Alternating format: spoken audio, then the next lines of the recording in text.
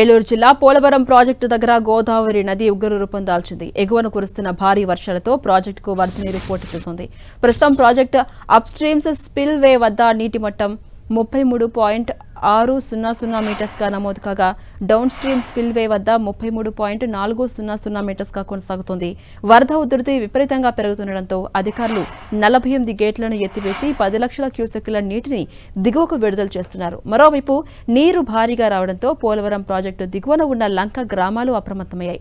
ఇప్పటికే పలు లంక గ్రామాలను గోదావరి వరద నీరు చుట్టుముట్టింది. దీంతో లంక గ్రామాల ప్రజలు అప్రమత్తంగా ఉండాలని, సురక్షితమైన ప్రాంతాలకు వెళ్లిపోవాలని అధికారులు హెచ్చరికలు జారీ చేశారు.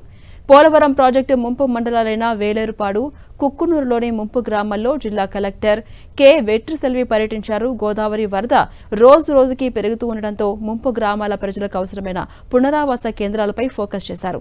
ప్రభుత్వ గిరిజన బాలికల పాఠశాల, కస్తూర్బా గాంధీ బాలికల విద్యాలయంలో పునరావాస కేంద్రాన్ని ఏర్పాటు చేయాలని ఆదేశించారు.